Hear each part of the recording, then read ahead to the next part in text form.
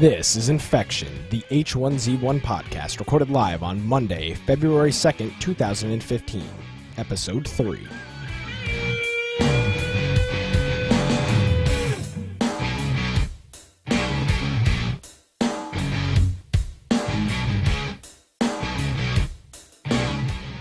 Hello, everybody, and welcome to Infection, the H1Z1 podcast. Infection is your source for the latest on H1Z1. We bring you the latest news, changelogs, developments, strategies, and speculations each and every week.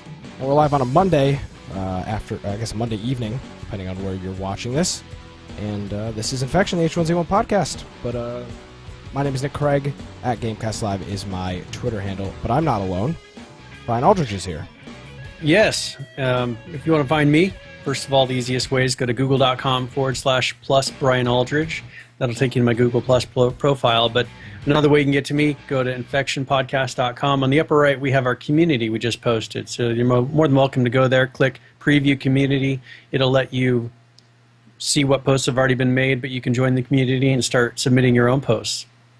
Yeah, so if any of you are on Google Plus, I know it's not the most popular social network, but if any of you are on Google Plus, check out our Google Plus. We actually have a few people in there, which I was surprised when you posted a link to. There's actually like a few people in there that joined. So yeah, even though we haven't even really mentioned it yet. Exactly. So people are finding it, and that's it is what it is. So check that out.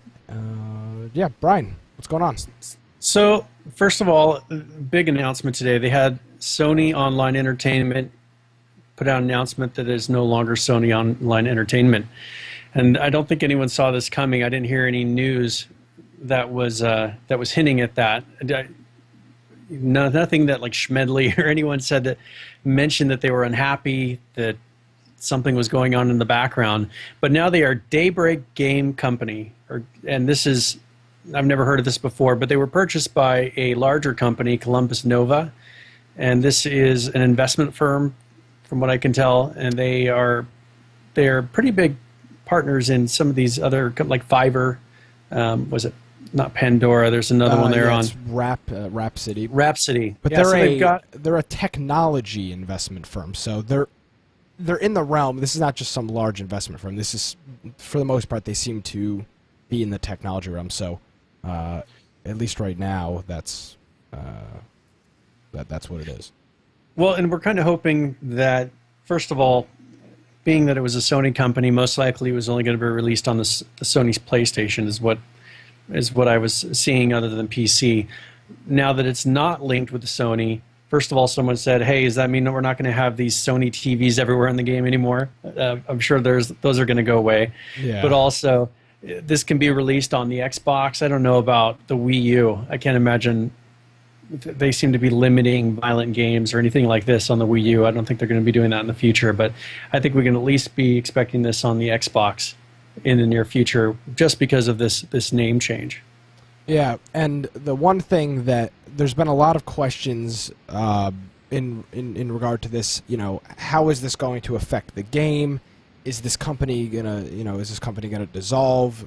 It's Daybreak Game Company, which I think they should have gone with Game Break Day Studios. I feel like Game Company sounds a little weird. That's just my personal opinion on it. But there's been a whole lot of uncertainty because this is just totally out of the blue. You take Sony Online Entertainment, we're talking PlanetSide, EverQuest, stuff like that, and now they're their own company that, this Columbus Nova, I guess, invested. Well, I'm assuming they're taking all of their assets with them, so all of the previous, anything with the lore of EverQuest and some of these other games, or maybe even some games that haven't been released because maybe Sony didn't want to. Yeah. I've seen people saying, hey, make sure now you can do this next game, a re-release or the next edition of whatever game they want. Maybe that now that their hands aren't tied, if it's a popular game, they're willing to go into it. And Sony's always been into this big free-to-play thing. Do you think that they're going to change their stance on free-to-play a little bit? Sony with the Lord of the Rings and some of these other games have been totally into the free-to-play. I wonder if this company is going to be so much free-to-play. Maybe they're going to say, hey, there's a paid-for version, and there's a free-to-play version, I'd be up for that, because personally I'm not a big fan of free-to-play. I think if you keep it to where it's cheap enough, come up with things that are cosmetic if you want to have things extra in the game. And that's what they're doing now for the most part. Everything I've been seeing that actually sticks to your character is cosmetic. Yeah, and honestly, I would be perfectly okay, and I think, Brian, you would agree with this. You would be okay if H1Z1 became a paid game. I mean, we already paid. Well, we already paid for it. So I'm already in $20. I'm already in $20. If they made H1Z1 a $20 or even a $40 title, similar to the DayZ standalone, I think, anybody playing the game now is already paid.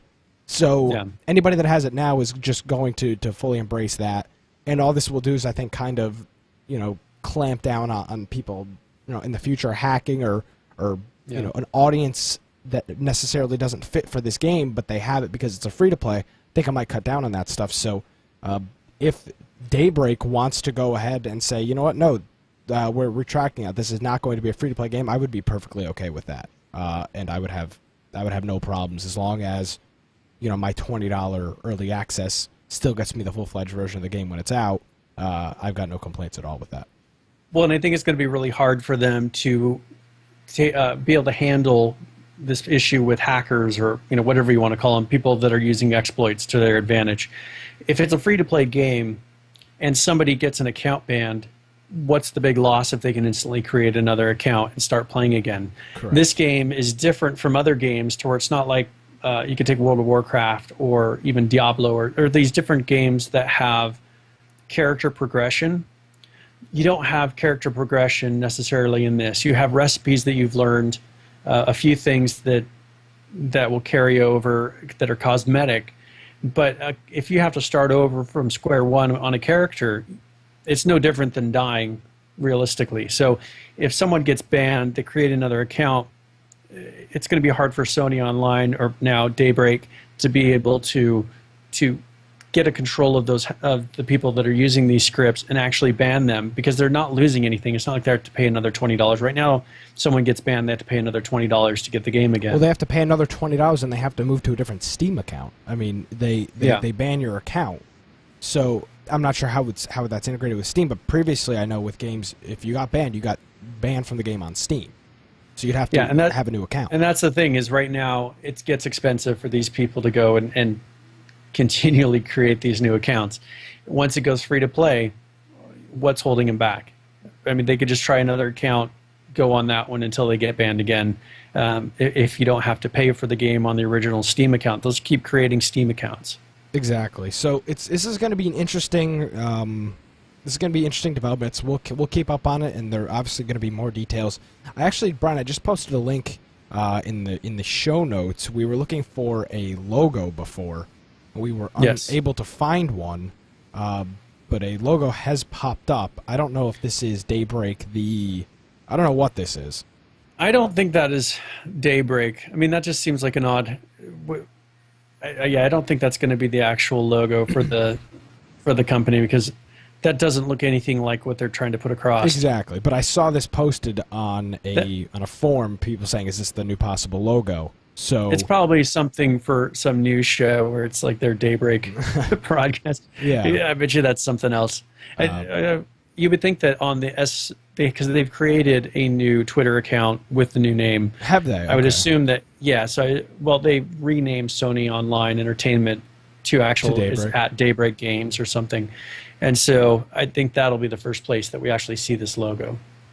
Interesting. Seems like it seems like they were probably very tight-lipped. They didn't create or put out the logo anywhere before this announcement, just to be safe, because they didn't want it to leak out that this was actually going to happen. Yeah. So they are now at Daybreak Games. So if you want to go follow them, there'll also be a link in the show notes if you want to do that. So this was Schmedley that I saw this announcement from first, but he had some other posts here on Twitter that you had linked to me earlier. A lot of people, as soon as this announcement was made, people asking questions like, what's this going to do for station cache, and does this mean that things are going to be released differently? So Smedley put out 4 posts here that you noted that kind of answer some of those questions. And the first one is, we're still making EverQuest Next. Nothing has changed. So that shows me that they're continuing the production of existing games. Most likely they're not going to change, because there's nothing, I guess, copyright-wise. They should own everything. It's not like they're having any reason to keep anything Sony. That was purely the name of the company. Correct. Station Cache, they said they're keeping, but they're just changing how it's branded, what it's called. So it sounds like they're keeping a lot of the same structure, because realistically, Sony is Sony. Sony Online Entertainment was its own thing. So initially, it can be just a name change and a few graphics and logo changes. Yeah, and this is interesting because, initially with this game coming out, a lot of people, including myself, were a little sour about another zombie game after seeing the DayZ standalone. And at least for me, a justification was, well, this is Sony Online Entertainment. This is a major company producing this game. I don't think they're going to do that similar thing.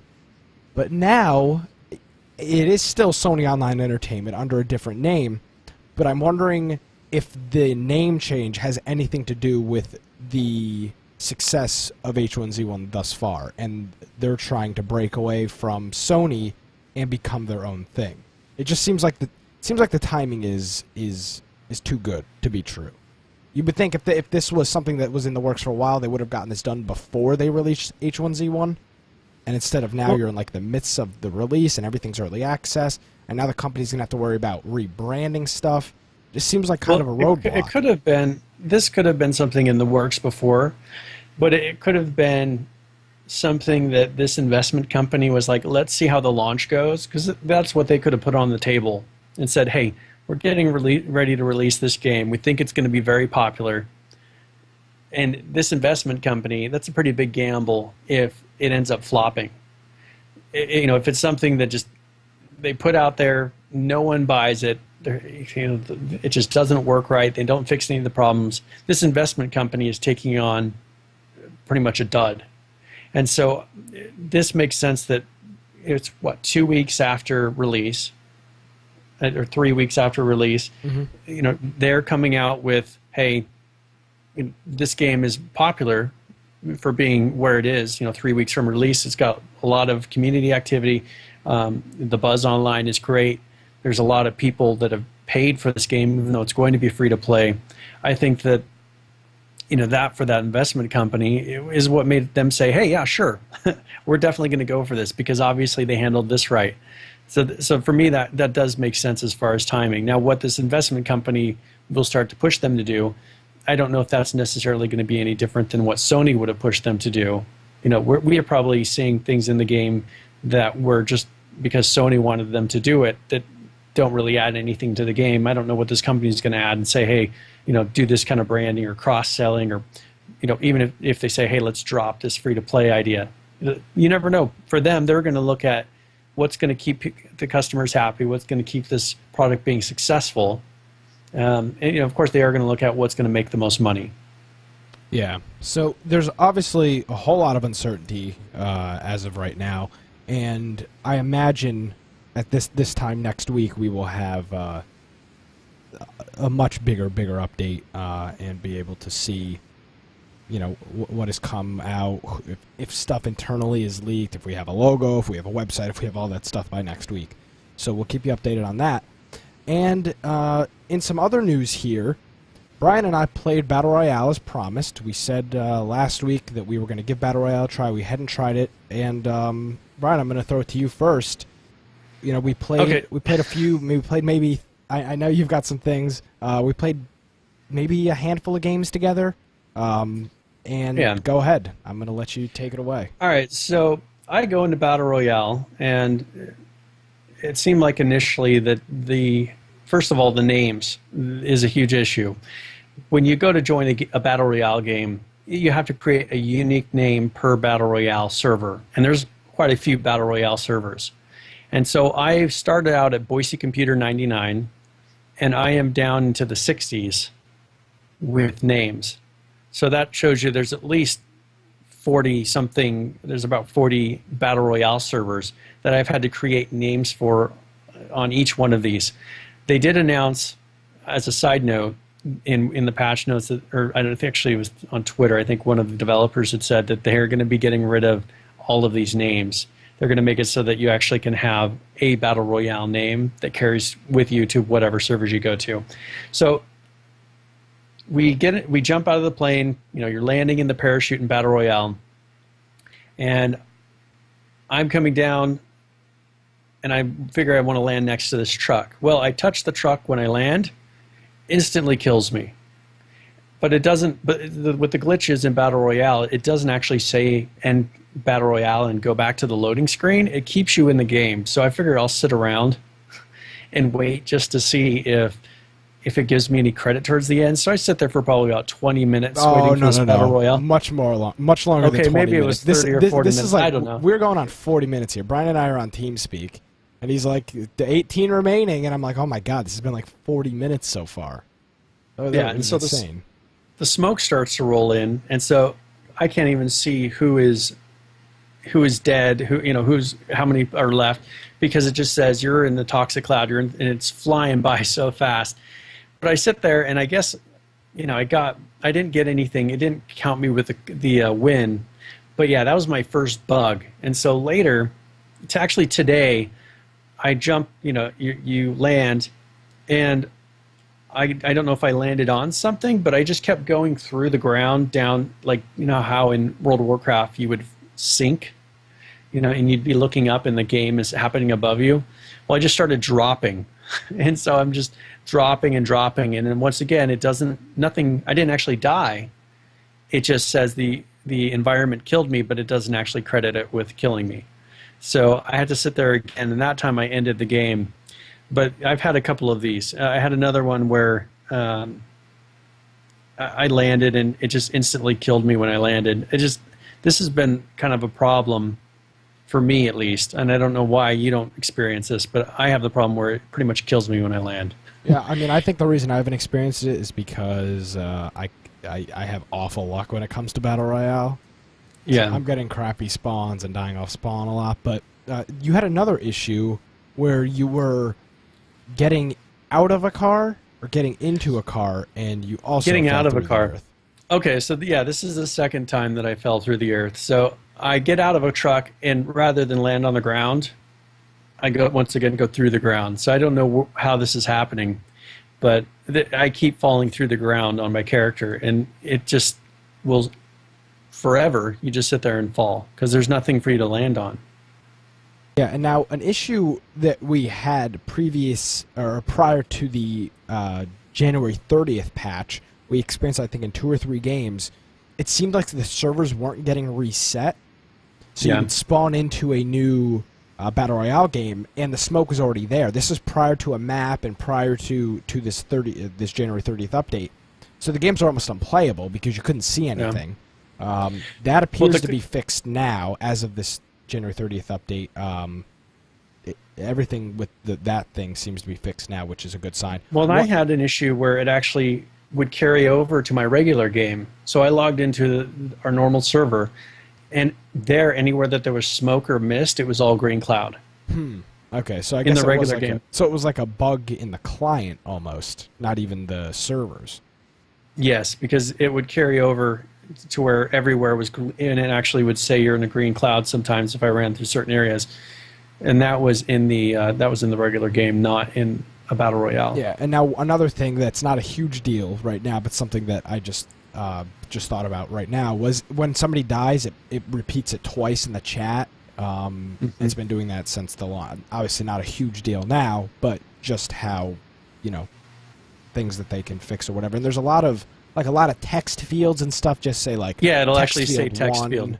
And like, info box 1 or like direction null or stuff like that. That these are all bugs that are just, I guess, things they haven't bothered fixing, all cosmetic changes that they haven't bothered to update yet, which I'm perfectly fine with because the game, at least Battle Royale, one thing that I've experienced, one thing I haven't experienced is an excessive amount of lag. You would think with everybody joining a game at the exact same time and everybody spawning in and everybody flying down on parachutes, I haven't experienced any major lag problems. The game, for the most part, has been pretty stable in Battle Royale. I haven't been, lagging out. Players haven't been lagging in front of me. And that's obviously carries into the multiplayer, too. Lag has not been a big issue in this game, which normally for alpha games is a huge problem. And I wonder if that's why they do the airdrop. That might give the server a little bit of time to catch up, bring people into an environment rather than launching everyone right into an environment that has trees or buildings all around them. Yeah, and those are just all, I guess, things that.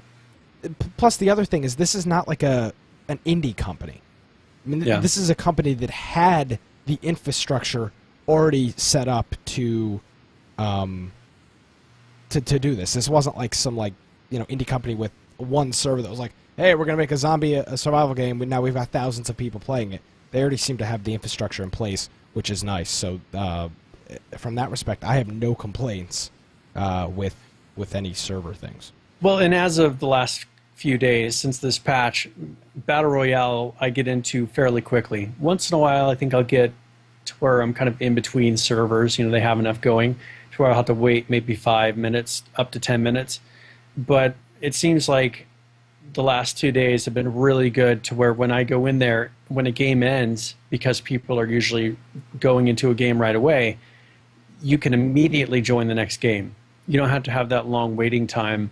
And once in a while, it seems like you'll get to where it says, hey, you're this number, you have 7 people ahead of you, you have 7 minutes to wait. Yeah.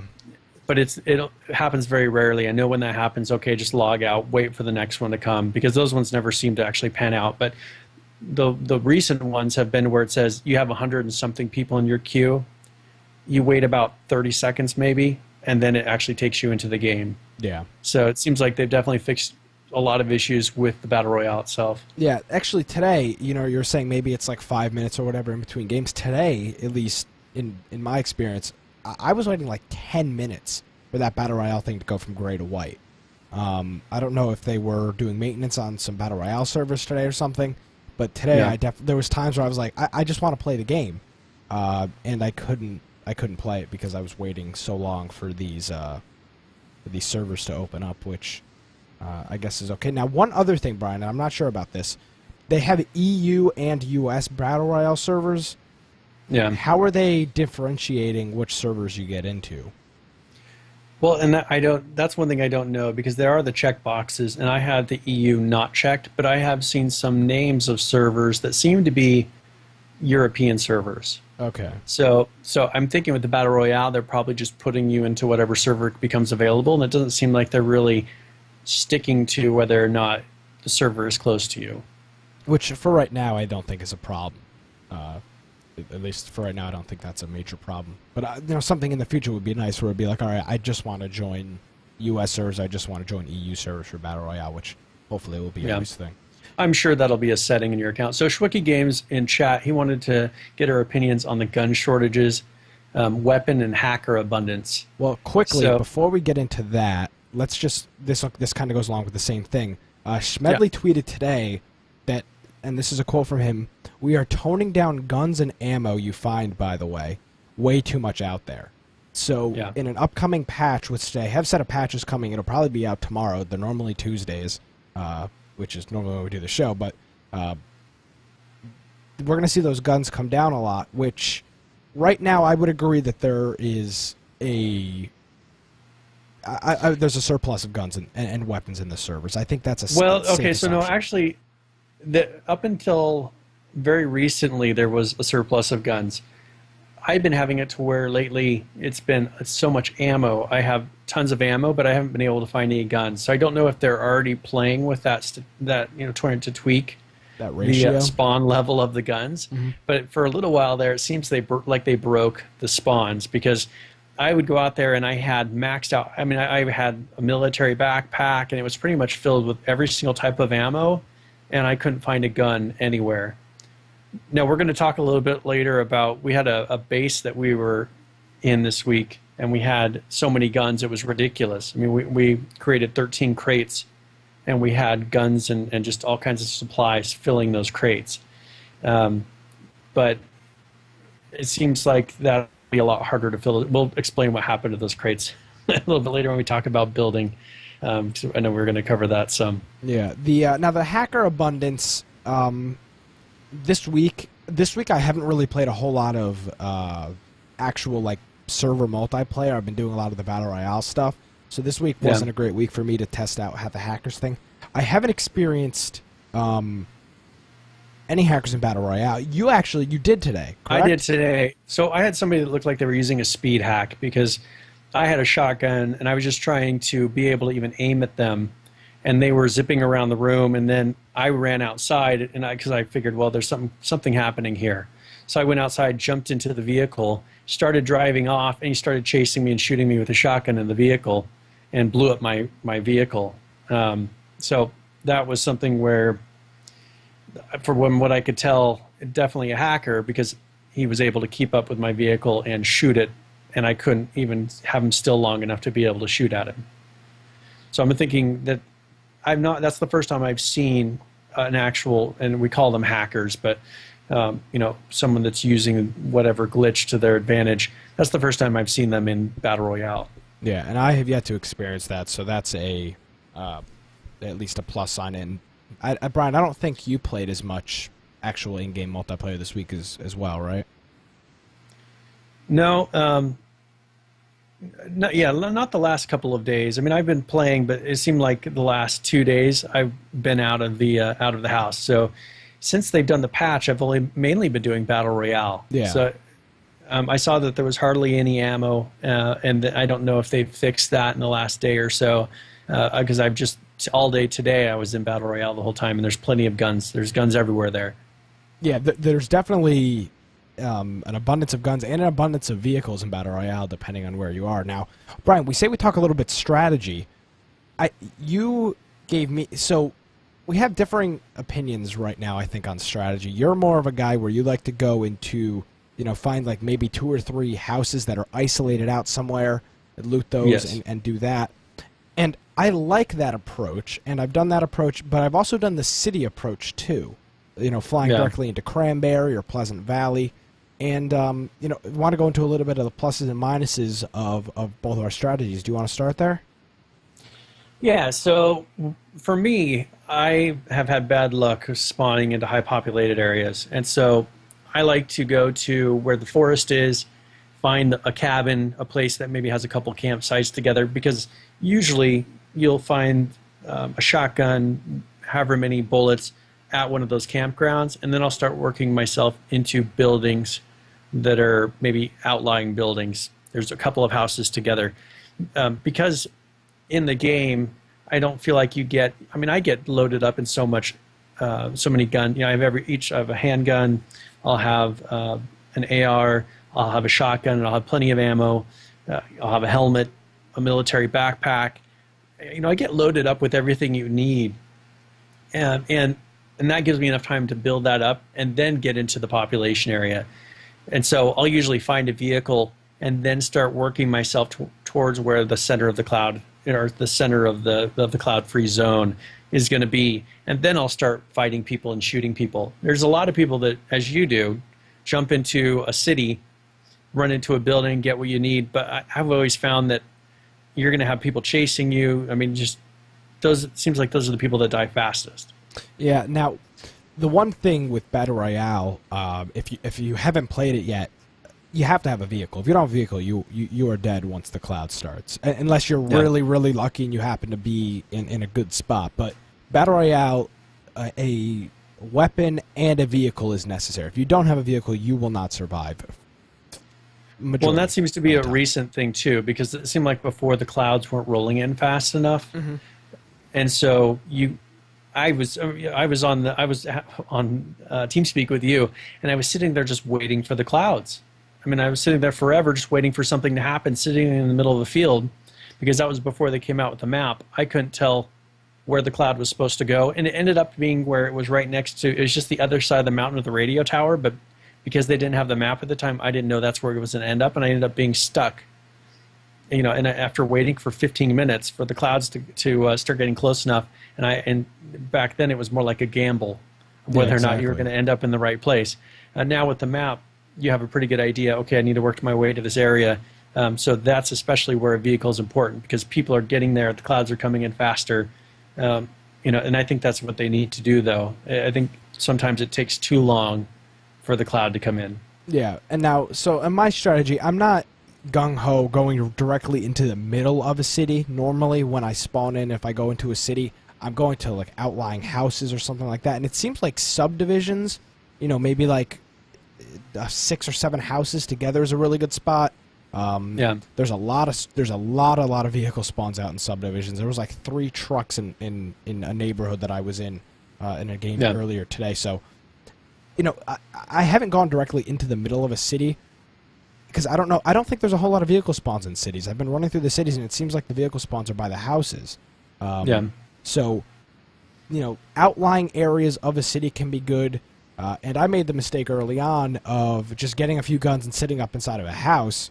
But then once that cloud comes in, you're kind of screwed. So definitely, I'd say top priority, you have to get even a pistol to start off. And then I think the next thing is a vehicle is your top priority because, you know, once that cloud comes, you know, you're really out of luck if you don't have one. Now, the other thing, Brian, I said this to you today in TeamSpeak. I was like, God, I'm so bored. I found a vehicle right off the get-go. I spawned into a subdivision, or I fell into a subdivision, and there was a truck in the first house I looted. So I picked up the truck, went around, I switched to a cop car, then I switched to a Jeep, and I sat in a field for about 10 minutes while I was waiting for this cloud to pop up.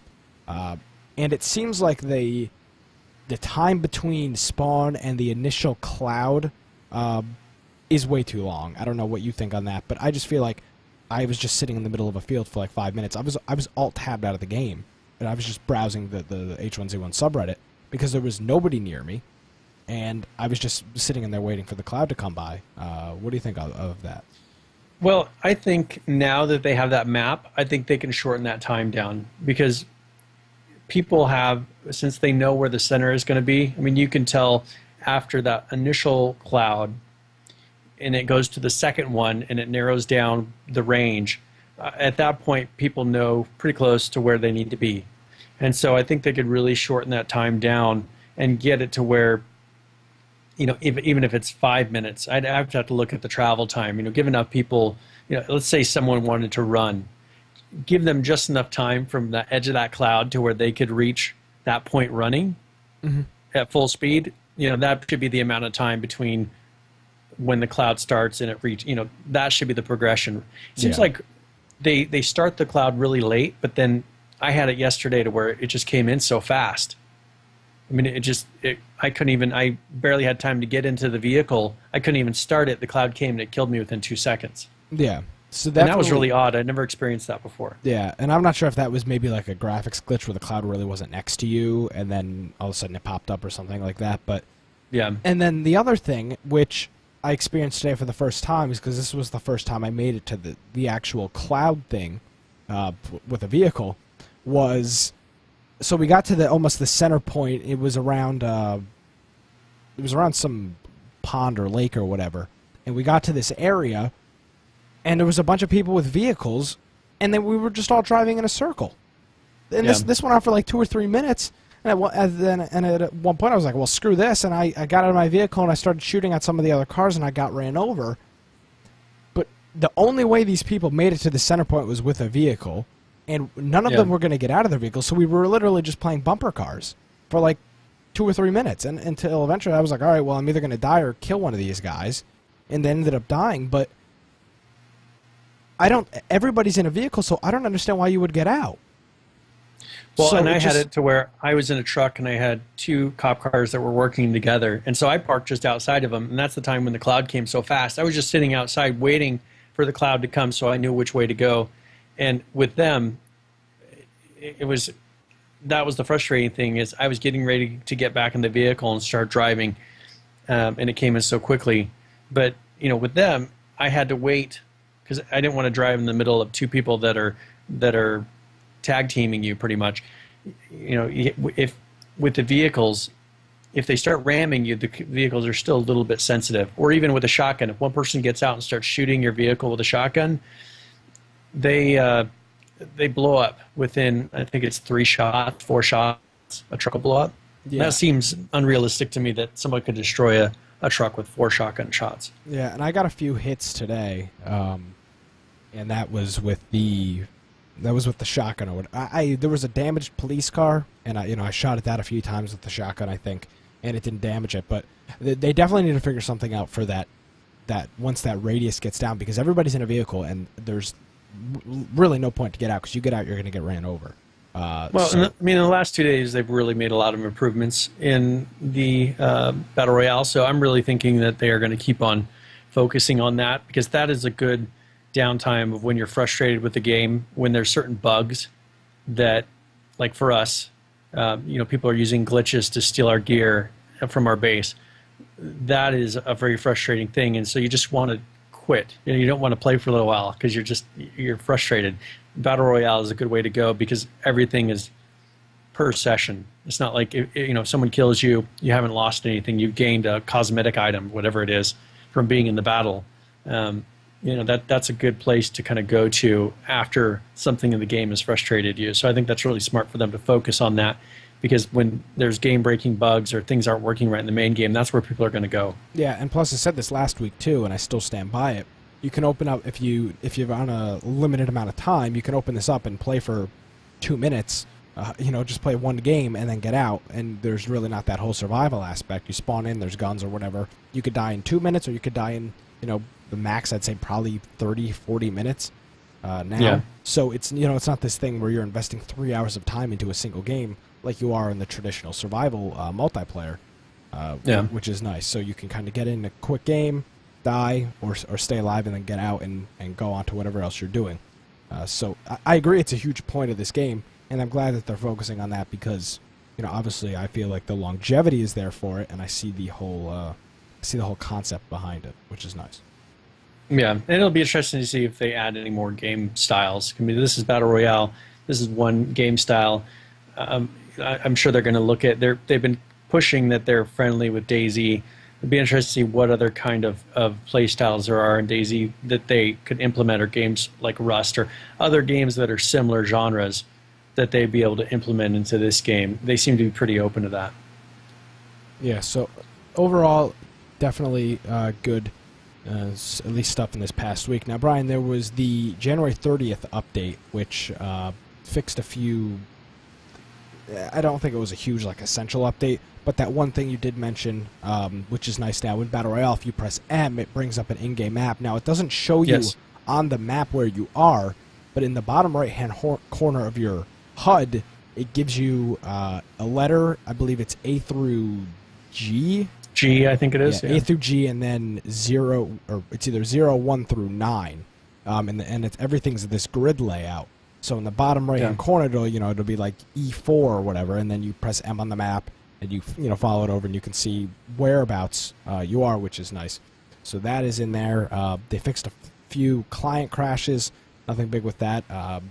Adjusted zombie behavior levels from airdrops. Now, personally, I haven't been to an airdrop since day one of the game, so I have no clue what the zombies are like in the airdrops now. And one thing is, I was told that there's a chance that zombies will come out of the crates. Well, yeah, they do, and I did see that day one. So that behavior, I don't know what that is. They must have been acting strange when they came out of the crates. Maybe they were wandering around the crate. So they must have adjusted the behavior to be different from a normal zombie, just because it's coming out of a specific event, like it's coming out of a crate. They must want it to run out or do something different. So being that I haven't had to experience one coming out, I don't know what it is. They don't seem to give a lot of actual details on these notes. Yeah, and some loot spawns were also fixed. But they do that, and they do that every week. I mean, they're constantly, and it is not necessarily. I think they just put them in the patch notes just to let you know that they're still doing it. Yeah, which is nice. The satchel has a new model, which I actually saw today for the first time. It's just kind of like, it literally is a satchel. It's like it's a little bag on your back. Previously, it didn't look like anything, because once you took your shirt off, at least in my case, I took my shirt off to shred the material. You just kind of have this like generic gray T-shirt on, so there was no model for it. Go ahead. You want to go with a few? So the IEDs and punji sticks. So the one thing that was working is the punji sticks inside of PvE. That was not doing damage. But I had somebody, we were just sitting around on a PvE server just talking to people, and someone had put out a campfire and put a landmine underneath of the campfire. So I guess at some point it makes it go off. And so they had done that, and it killed a bunch of us around this campfire, which isn't supposed to happen on a PvE server. There's not supposed to be any way that another player can kill a different player. Now, Brian, I haven't played. This is actually interesting. I want to go into this quick. I haven't played on any PvE servers yet, but the zombies in this game are kind of a joke. So, Yeah. what is this? What is PvE like? I mean, like, since the zombies aren't really a threat, is it just kind of like sitting around with a bunch of people? That's pretty much what, for me, PvE seemed to be. I went in there. There's not more loot. I actually found it harder to find loot on PvE server. I've run around and just the gear wasn't there. There's not very many zombies. You know, once in a while, it seems like at night you'll get zombies coming, where a whole bunch are coming, but then you'll have other nights to where there's hardly any zombies.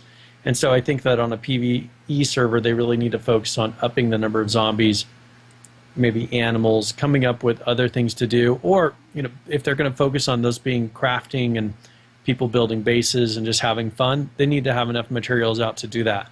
Because I ran around and created a couple characters on this one PvE server, and I just couldn't find the materials to really even gear up my character, when on a PvP server, I'm able to gear up within a reasonable amount of time. And I don't know if it's because since people aren't dying nearly as much on a PvE server, that they see that the loot is still there in the game, and possibly they're not respawning that loot. That's kind of my guess of what's happening, to where when I go into places, there's just no loot to be had, and people are just storing them up. Yeah, so that's interesting with the PvE. I'll have to try that at some point this week. So some other things, gameplay Now, tips. Spooky Game had made a mention that the zombies at the airdrops had a glitch where 7 zombies spawned on a tower, and that's something that's been fixed since then. So that may be what they're explaining about the adjusted zombie behavior from airdrops. Yeah, so going back to the patch notes here, when you die, there's game tips. I saw the first one today. It said press Q or something when you're near an enemy. What is? I don't even know what Q does. To push them back. So when you're meleeing a zombie or a player, and so like a zombie's coming at you, and you have some sort of a hatchet or something, and you're hitting them, well, the zombies will still hit you. So you can hit Q, and it'll push them back, and then you can come in and attack them. So it just makes it so you don't take as much damage when you're meleeing. So it pushes them back, gives you a little bit of space, and then you come in and hit them again. Yeah, now I didn't know that. So now I saw that in a death message today, which was nice. Another fix was Battle Royale made some improvements to the gas visuals and movement, which I assume for that was that it wasn't just always stuck on the screen or stuck in every server you join. Well, you can actually see it rolling in now, too. Yeah. It seemed like it wasn't as gradual to where you couldn't really see the smoke initially coming in at you. Now you can actually see it rolling in, and you know to start moving that direction. And also, people say that when you see that red blinking, the red area of damage, that's the direction that the smoke is coming from. But usually when I'm at that point to where it's around me, I can't get ahead of the smoke anyway, so it doesn't really matter what direction the smoke's coming from. Mm-hmm. Yeah, and the nice thing with Battle Royale, with everything being green, there's normally, like, if you're in the middle of a field and you can see all around you, there's an area where it's like the green makes the blue almost like a purplish color. So there's like a general direction you can head, which is nice. Which is just something I noticed. Fix the issue with the green gas on spawn. The makeshift bow now has a new unique model. It looks much weaker now. Yeah, it does. It literally looks like a makeshift bow. There was a modification made to campfires, barbecue, and furnaces, so they should perform better under a heavy load. So if you stack it up with a bunch of dirty water or whatever, hopefully it'll work those out faster. The wrench now has an actual model, which is nice. It doesn't look like a pipe. I'm trying to remember what it was, a hammer or a pipe or something. Yeah, I think it was a pipe. Well, that's the thing is the model, not only the icon, but also what you had in game didn't look right. Because I remember I put it out, and I don't remember if it looked like a hammer too in game. Like they didn't actually make the wrench yet. So, yeah, they're still adding a lot of those graphics in. Yeah, which is obviously all cosmetic stuff that, honestly for me really doesn't matter. The repair hammer and the repair wrench now repair structures or vehicles with combo swings instead of just the first one. I haven't had. So you have to do what? 3 hits. I think a combo is like 3. So Yeah. they're making you hit, and that's a repair. Yeah, I think so. I haven't had to repair any vehicles or structures yet, so I don't have no experience with that. The starter belt pouch now has a 2-second shred timer. Before apparently it was instant. So now if you shred the belt, it that little clock. So I'm assuming they kicks just down. missed something on that. I mean, it's not like a game breaker, but it seems like they're trying to keep that continuity going. Yeah, which that's such a weird thing to add to their patch notes. Such like a little minute detail, but it's nice that they threw that in the patch notes. And it's nice that that's there. The furnaces now take damage and decay, and they can be repaired with hammers. So we're gonna have to figure out is how many things can you do in a furnace before it starts decaying and the output starts becoming less and stuff like that. And that over time, obviously, we'll figure that out. And then the last thing on this January 30th change note was the increased server stability, which honestly, the servers have been pretty stable from day one.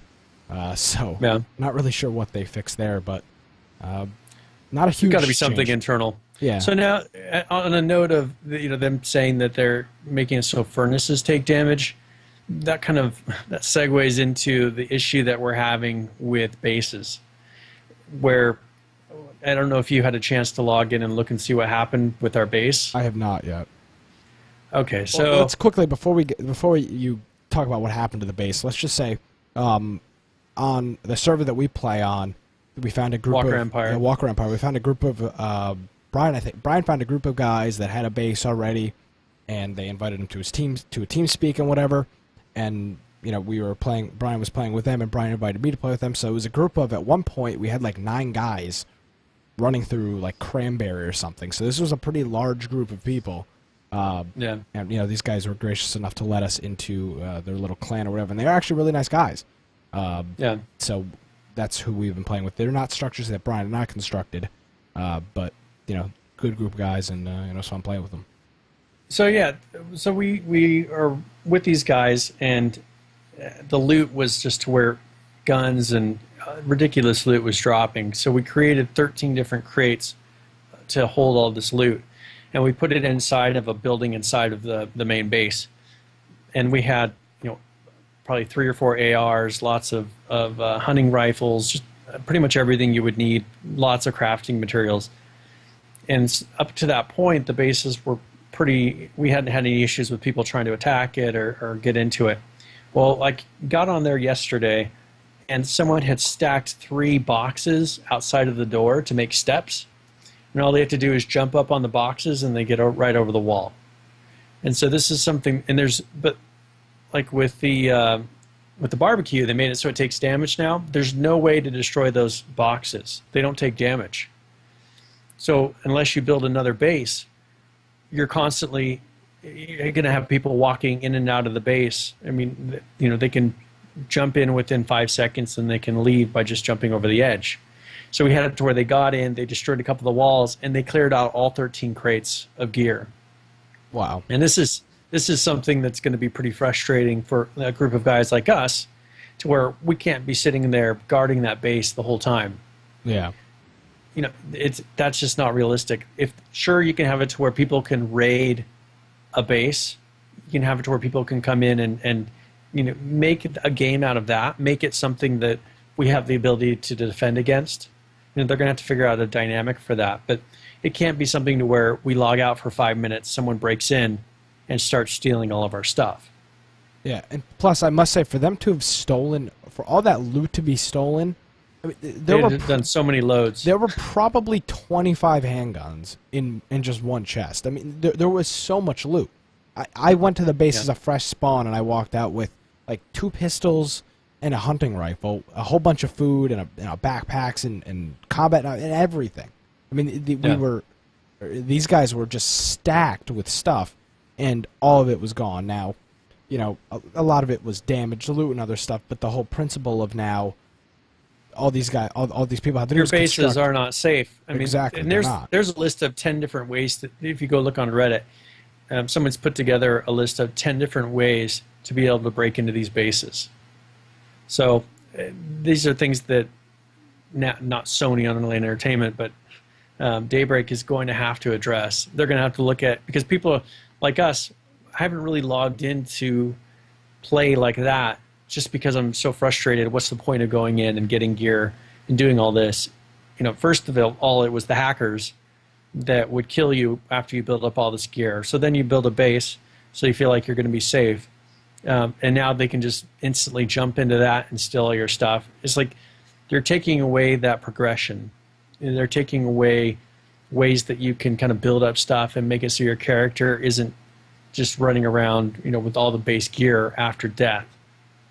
And that's something that they're going to have to address if they want people to start making that clan mentality. And I think that's where they want to go. Yeah, but I would say our experience with the whole base thing and playing with another group of people was very good. Up to that point, yeah. Yeah. I mean, it was a lot of fun. But when people come in and they see that, they don't want to log in again. Yeah. Well, so it seems like for at least right now, if you're going to be constructing a base, constructing it's not going to be the battle. It's going to be hiding it. And honestly, our base is in a spot where I didn't think it would get a whole lot of foot traffic. I mean, there's like one structure near it, but it's pretty much in the middle of nowhere. At least that one. Well, base, there's people that's all they do though is go around looking for bases and they break into them. So, that's for some people that's what they do for fun. Exactly. So they got to figure out a way to stop those people so that, because they're not doing it to get gear. I mean, obviously, if they break into one base like from ours, why would they take 7 hunting rifles? Exactly. What's the point of taking all of that other than just you're wanting to take it just to be mean? Exactly. So that's something that we'll have to figure out. At least right now, if that's the case, and it's publicized 10 ways to break into a base, which we will have in the show notes. Really, what's the point of building one? Because you're going to build one, it's going to get raided every single time. Now, one thing someone did say they wanted us to kind of go into the procedure of building these bases, and it's pretty simple. And so I'm just going to go over really quick, how it happens initially. With this game, they have crafting, and so you're able to build traps, weapons, certain types of weapons, make medical kits, just different materials that you use throughout the game. And the bases work in a very similar way. So what a lot of people do is build their base near something that spawns crates, because crates will give you the wood that you need. And so if you can get near crate spawns and vehicle spawns, you're going to have all the materials that you need to be able to create a base. You're going to look for sheet metal, different the pipes, anything that produces metal. You can usually work into being something you can use with the metal shards, I think they're called, or metal. I'm trying to remember what they are off the top of my head. They're metal shards, I believe. Yeah, so you can take the metal shards and make nails, and then you're just pretty much crafting and experimenting. So I go around and try to gather as much of these crafting materials as I can. Let's say if you find a crowbar, you can go out to vehicles and hit them with a crowbar and start to get these pieces of metal back from that. Now it seems like they've fixed, I think since a patch or two ago, they've fixed the actual spawn rate of metal in cars to where it's easier to go find metal. But once you gather all these materials, just start playing in your crafting, because you'll take pieces of wood, logs. If you go up to a log, you can make those into the boards as well. So get an axe, chop down some trees, and you can just pile them all together as long as you're standing on them, and start crafting with them. And you can make, at first, you'll make a door, a wood door. You'll make a small little shack that's on the ground. Then you can make a raised shack. You can make a metal door. And so you just keep working up the chain. And if you want to go see some of these different crafting recipes, go to our website, infectionpodcast.com, and under resources, we have a lot of the actual recipes. And I've been updating it as things have changed or things have been added. But go check that out, and they'll actually have the exact recipe that you need to make these different bases or shacks or whatever you're wanting to build. And so you just need to make sure you have all of those materials, get them to where you're right next to them and they're in your perimeter or actually in your bags, and then you first discover, and then you're able to actually make it, and it'll be an object that's in your bag that you can then place. Does that make sense? Yeah, there Hopefully. we go. Yeah, so basically, play around with stuff. I mean, I think that's at the end of the day, playing around with stuff, and as you there are a limited number. It's not like there's hidden recipes in there right now that we know of. So there are a limited number of recipes, and I'm hoping that they're going to add a lot, and maybe not even tell us all what they are.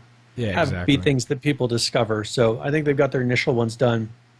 We'll see later in the game how many they actually add after the fact. Yeah, and something I do is once I'm alive for a while, and at this point I'll have like a military backpack and maybe a gun, possibly two, some stuff like that. I'll go somewhere isolated, and I'll just go into the inventory, and I'll see what new crafting recipes I can discover, and it's amazing. You're just looting through houses, and you're just picking up all these different things. You start dragging stuff into the crafting, and it's like, add one more item. You see, now, you can craft all these new things. So once you've gotten a bunch of things, once you have a military backpack or something like that, and you have a whole lot of items, finding those crafting recipes is actually pretty easy. Yeah. And that's the thing is sometimes you won't see them. As long as you're not on a wipe server, so a recipe wipe server, once you learn them on that server, you'll see them again. And so you can, if you have the materials, not necessarily the exact materials, but you have other materials that will make the proper materials to make that item, it'll show it there. And so you have to click it, craft it, and it'll actually, if it needs to make metal shards out of a sheet metal or something, it will do that process for you. It doesn't make you break them into exact things before you can make the item, which is really nice because that would make it a lot more difficult. Once you've learned it once, you know it, and then it makes it a lot easier to craft in the future. Yeah, and that's how, like, the one thing is I changed my name to, I believe it's Infected Nick or whatever, and I realized I lost all my crafting recipes that I had previously learned. So they're like per character. They're per character, so I was like, oh man, I lost all these crafting recipes, but they're easy to get back, and once you've got, loot, it's really not that big of a deal, at least, to get those recipes relearned. Yeah.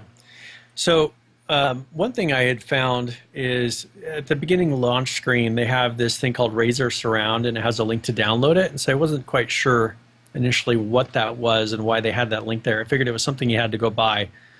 But I don't know if you're still noticing this. I had noticed a big issue with things being far away, but the sound was right next to me. So someone would shoot an arrow from pretty far away. I couldn't tell if they were shooting an arrow right next to me, shooting the arrow at me.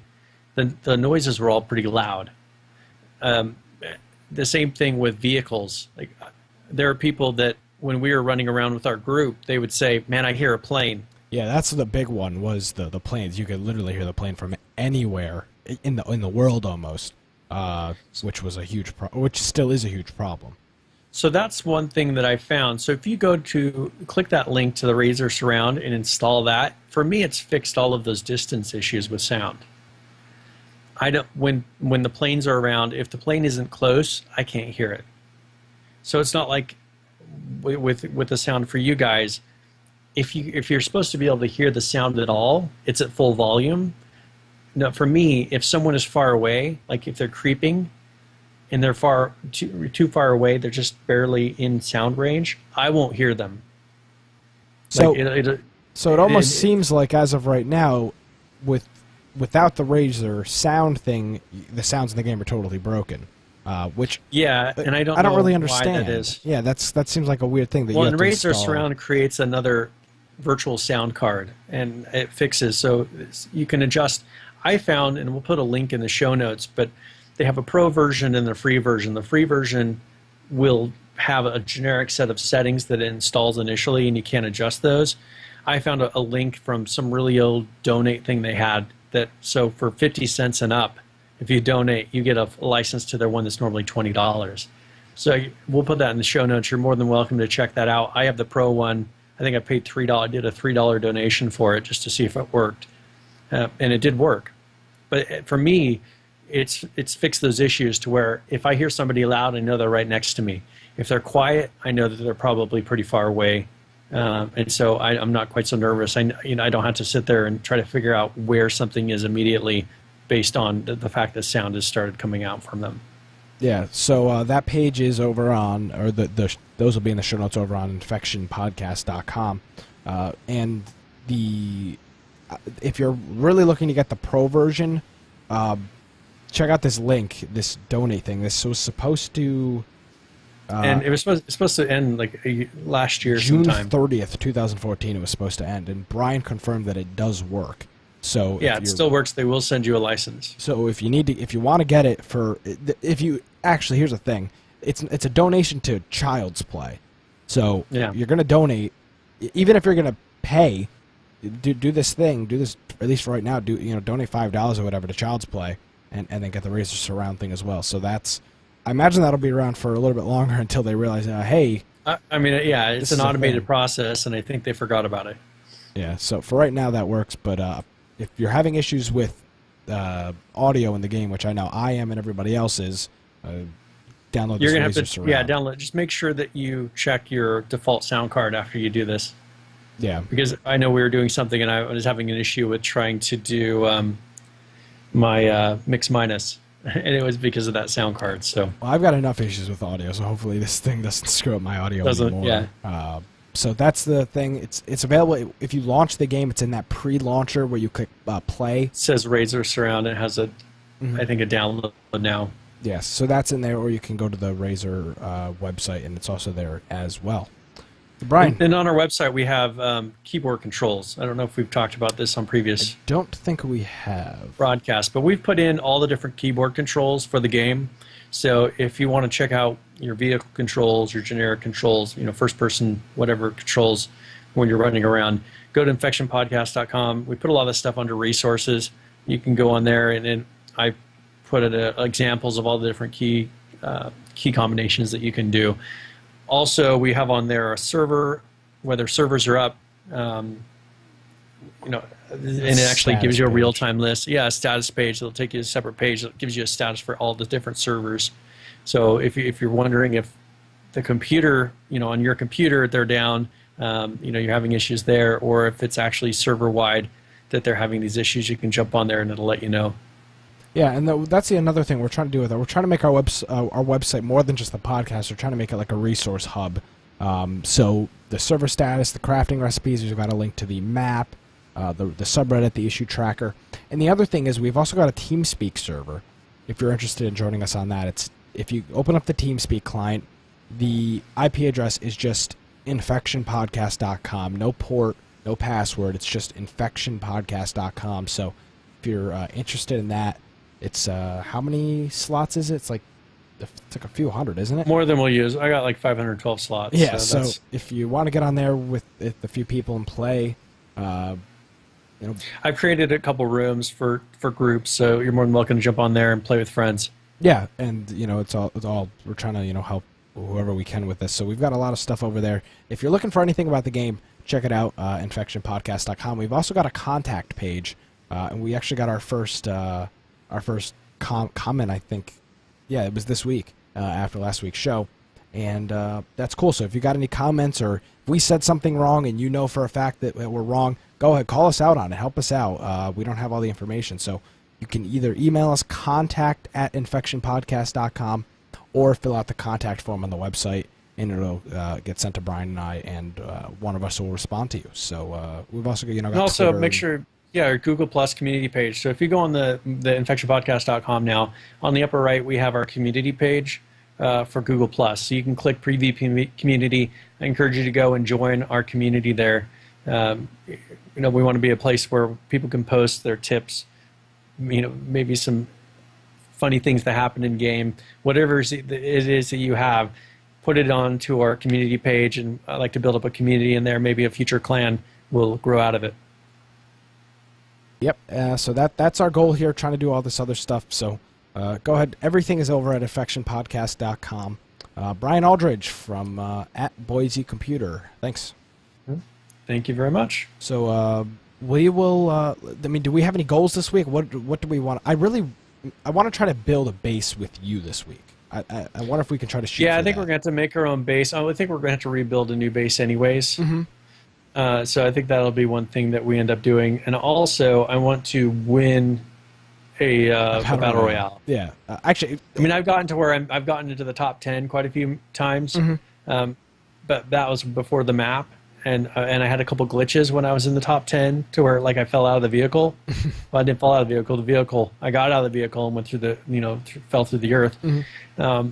Little things like that. I've gotten really close, but I want to get to where I actually win a battle royale and see what the and I know they give you airdrops and you get more tickets, you get more cosmetic items. There's different things they give you, so I want to try that and see if I can get to where I'm either in the top 2, because I know they split loot. Yeah, and the other thing is, me and you have yet to actually team up in a battle royale, but now that there's a map, we can't seem to find each other. Yeah, but now that this was prior to the map was when we actually tried teaming up, and without the map and all that stuff, it was pretty much useless. But now with the map, hopefully it's a little bit easier for us to team up. So this week we are going to do our best to try to do some more base building and actually see how that goes.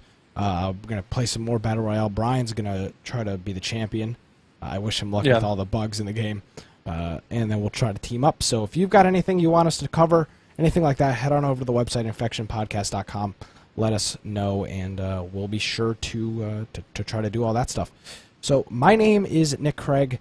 At Gamecast Live is my Twitter handle. We are on Twitter at Infection Podcast. If you want to follow us, we give you updates. We're doing this show on Monday.